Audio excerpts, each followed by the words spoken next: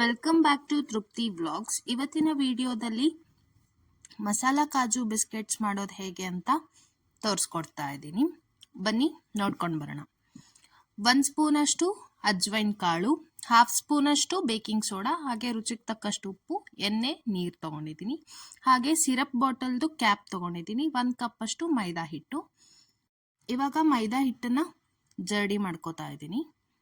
ಹಾಗೆ ಇದಕ್ಕೆ ಅಜ್ವೈನ್ ಕಾಳು, ಬೇಕಿಂಗ್ ಸೋಡಾ ಮತ್ತು ರುಚಿಗೆ ತಕ್ಕಷ್ಟು ಉಪ್ಪು ತೊಗೊಂಡಿದ್ವಲ್ಲ ಅದನ್ನು ಸೇರಿಸ್ಕೊಂಡು ಕಲಿಸ್ಕೋಬೇಕು. ಈ ಥರ ಕಲಿಸ್ಕೊಳ್ಳಿ, ಎಲ್ಲ ಮಿಕ್ಸ್ ಆಗಲಿ ಅದು. ಇವಾಗ ಸ್ವಲ್ಪ ಎಣ್ಣೆ ಹಾಕ್ಕೊಂಡು ಮತ್ತೆ ಮಿಕ್ಸ್ ಮಾಡ್ಕೊಳ್ಳಿ. ಫಸ್ಟ್ಗೆ ನೀರು ಹಾಕೊಳ್ಳೋಕೆ ಹೋಗ್ಬೇಡಿ, ಫಸ್ಟು ಎಣ್ಣೆ ಹಾಕ್ಕೊಂಡು ಮಿಕ್ಸ್ ಮಾಡ್ಕೊಳ್ಳಿ.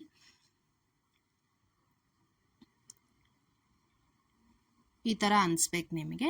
ಇವಾಗ ಸ್ವಲ್ಪ ನೀರು ಹಾಕ್ಕೊಂಡು ಹಿಟ್ಟನ್ನು ನಾದ್ಕೋಬೇಕಾಗುತ್ತೆ. ಒಂದೇ ಸರಿಗೆ ಜಾಸ್ತಿ ಹಾಕಕ್ಕೆ ಹೋಗ್ಬೇಡಿ, ನೋಡ್ಕೊಂಡು ಹಾಕೊಳ್ಳಿ. ಈ ಥರ ಮಿಕ್ಸ್ ಮಾಡಿಕೊಂಡು ನಾದ್ಕೋಬೇಕಾಗುತ್ತೆ. ನಾನು ನಾದ್ಕೊಂಡಾಗಿದೆ. ಇವಾಗ ಇದರಲ್ಲಿ 2 ಭಾಗ ಮಾಡ್ತಾ ಇದ್ದೀನಿ ನಾನು.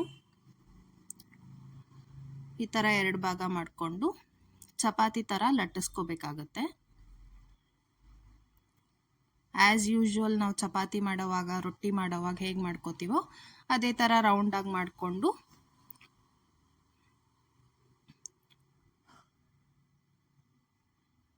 ಈ ಥರ ಚಪಾತಿ ಮಾಡ್ಕೋಬೇಕು.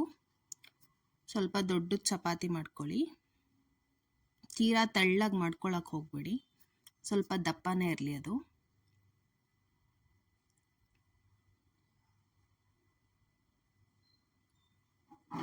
ಮಧ್ಯಕ್ಕೂ ಜಾಸ್ತಿ ಒತ್ತಕ್ಕೆ ಹೋಗ್ಬೇಡಿ, ತಿಳುವಾಗ್ಬಿಡುತ್ತೆ.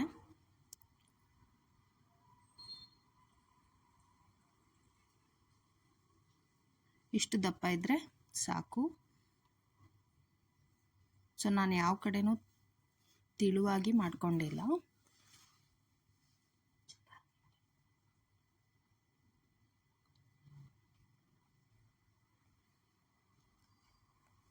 ಈ ಥರ ಮಾಡಿಕೊಂಡು ಸಿರಪ್ ಬಾಟಲ್ದು ಕ್ಯಾಪ್ ಇರುತ್ತಲ್ಲ ಅದರಿಂದ ನಾನು 1/2 ಮೂನ್ ಶೇಪ್ಗೆ ಮಾಡ್ಕೋತಾ ಇದ್ದೀನಿ. ಈ ಥರ ಮಾಡ್ಕೊಳ್ಬೇಕಾಗತ್ತೆ.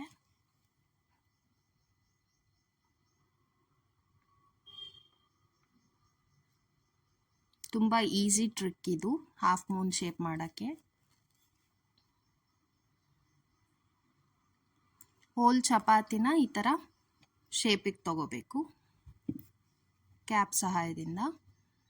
ಇವಾಗ ನಾನೆಲ್ಲ ಮಾಡ್ಕೊಂಡಿದ್ದೀನಿ. 1/2 ಮೂನ್ ಶೇಪಲ್ಲಿ ಎಷ್ಟು ಚೆನ್ನಾಗಿ ಕಾಣ್ತಿದೆ ಅಲ್ವಾ. ಇವಾಗ ಕಾದಿರೋ ಎಣ್ಣೆಗೆ ಒಂದೊಂದಾಗಿ ಹಾಕ್ಕೊಂಡು ಗೋಲ್ಡನ್ ಬ್ರೌನ್ ಆಗೋವರೆಗೂ ಫ್ರೈ ಮಾಡ್ಕೊಳ್ಳಿ. ಇನ್ನೂ ಸ್ವಲ್ಪ ಫ್ರೈ ಆಗಬೇಕಿವು.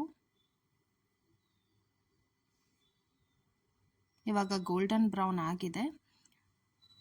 ಒಂದು ಪಾತ್ರೆಗೆ ಟ್ರಾನ್ಸ್ಫರ್ ಮಾಡ್ಕೋತಾ ಇದ್ದೀನಿ. ಇವಾಗ ಇದಕ್ಕೆ ಮಸಾಲ ಮಾಡಬೇಕಲ್ಲ, ಅದಕ್ಕೆ ಏನೇನು ಬೇಕು ಅಂತ ನೋಡ್ಕೊಂಡು ಬರೋಣ. ಆಮ್ಚೂರ್ ಮಸಾಲ 1 ಸ್ಪೂನು, ಚಾಟ್ ಮಸಾಲ 1 ಸ್ಪೂನು, ರುಚಿಗೆ ತಕ್ಕಷ್ಟು ಉಪ್ಪು, 1 ಸ್ಪೂನ್ ಚಿಲ್ಲಿ ಪೌಡ್ರ್ ಹಾಕ್ಕೊಳ್ತಾ ಇದ್ದೀನಿ. ಹಾಕ್ಕೊಂಡು ಈ ಥರ ಮಿಕ್ಸ್ ಮಾಡ್ಕೊಳ್ಳಿ.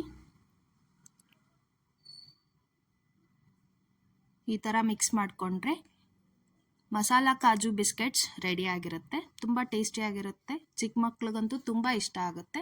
ಈ ವಿಡಿಯೋ ಇಷ್ಟ ಆಗಿದ್ದಲ್ಲಿ ಲೈಕ್ ಮಾಡಿ, ಶೇರ್ ಮಾಡಿ, ಕಾಮೆಂಟ್ ಮಾಡಿ. ಹಾಗೆ ನಮ್ಮ ಚಾನಲ್ನ ಸಬ್ಸ್ಕ್ರೈಬ್ ಮಾಡಿ. Thank you for watching.